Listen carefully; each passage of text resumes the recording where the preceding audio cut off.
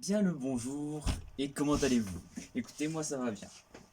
Et aujourd'hui, petite vidéo où je vais parler d'un animé. Voilà, je vais juste parler d'un animé que j'ai trop kiffé. Clairement, j'ai trop apprécié cet animé et du coup j'ai envie de partager. Voilà, j'ai envie de dire que cet animé, regardez-le, il est bien et je vais essayer de vous convaincre à le regarder. Alors, là je viens de finir l'épisode 25, donc c'est le dernier épisode de la saison. Donc à chaque fois quand je regarde toujours la fin d'un épisode d'un animé, je suis en mode, je suis deg, tu vois, genre je suis deg, il n'y a pas de suite et tout, mais évidemment, faut bien qu'il y ait une fin à chaque fois, à chaque animé. C'est la fin. Je sais pas s'il y aura une saison 2 ou pas. Et le truc, c'est que c'est une fin ouverte, c'est-à-dire ça peut très bien se finir comme ça, ou ça peut continuer. Je vous ai toujours pas dit le nom de l'anime, donc l'animé c'est Tate no Yusha no Nihagari.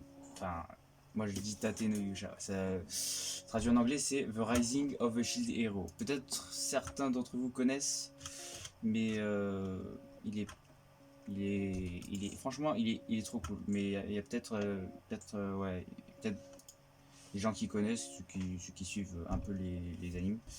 Mais moi je regarde pas trop d'animes, ça va. Mais franchement, je dois juste vous parler de cet anime que j'ai kiffé juste. Genre, il y a plein d'autres animes que j'ai kiffé, je pourrais vous parler en vidéo, mais là je viens de regarder l'épisode de Tate no Yusha et j'ai envie de parler de Tate no Yusha.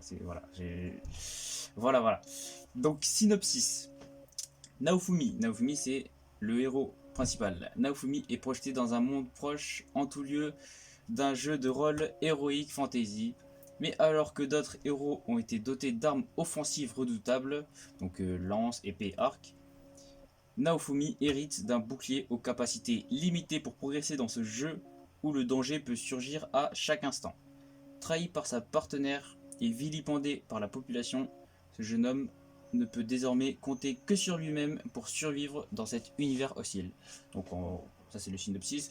Je raconte un peu, voilà, c'est Naofumi, c'est un gars, il se fait Isekai, le genre c'est Isekai. Vous savez, Isekai c'est le truc genre Re:Zero, No Game No Life, c'est transporté dans un autre monde, voilà. C'est marrant la façon dont tout le monde se fait Isekai, genre, que tu vois le mec qui creve, voilà, Re:Zero, il cligne des yeux, hop, et ben Naofumi, il ouvre un livre et hop, Isekai. Moi aussi j'ai envie de me faire Isekai comme ça. Alors, il se retrouve dans un monde, il a un bouclier tout le temps sur lui, il peut pas l'enlever, c'est son arme de prédilection, c'est son arme principale. Et il y a 4 héros qui sont invoqués, dont lui, donc le bouclier. Lui il fait partie du bouclier, le plus naze, parce que le bouclier c'est vraiment c'est. Personne joue le bouclier, genre. Même tu vas dans un jeu vidéo, tu te dis, tu prends le bouclier, tu prends une épée, tu prends un arc, tu prends la lance. Voilà, ça c'est les 3 autres héros. Lance, arc, épée. Et bouclier, tu vois, les gens ils aiment pas tant qu'ils aiment pas. Ils aiment pas jouer bouclier. Ils préfèrent faire les dégâts, tu vois.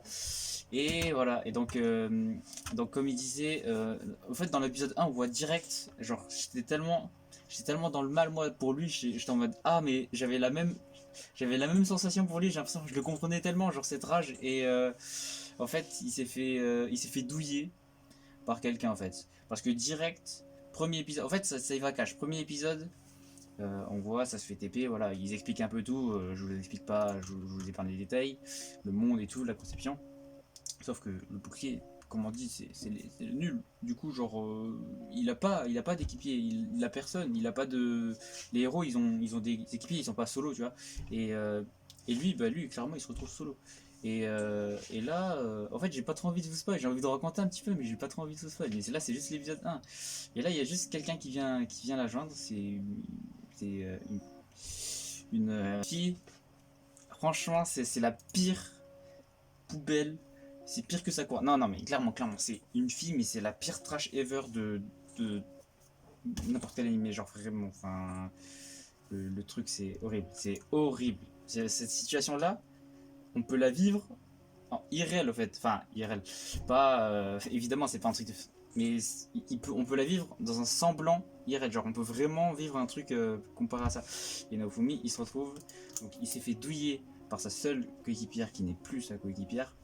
Il s'est fait douiller et tout le monde, du coup, tous les gens, toute la population le juge. Et ça, quand t'es au fond comme ça, là, t'es tout seul, tout le monde te juge, t'es le plus nul et tout. Enfin bref. Bref, c'est juste cette situation-là où il est complètement détruit et tout. Et on va voir que par la suite, et ben, enfin, je vais pas vous dire, mais il va réussir à enfin, il va réussir à s'en sortir. S'il y a 25 épisodes, c'est qu'il s'en sort. Et franchement, la façon dont il s'en sort, en fait, c'est charmant, c'est charmant. Je pense que j'ai assez tease sur l'animé. Je sais pas trop quoi dire de plus. Je pense que j'ai assez tease, ouais. J'espère que mon petit avis vous aura plu et que ça vous convaincra de regarder l'animé. Franchement, il est génial. Et je vous dis à la prochaine.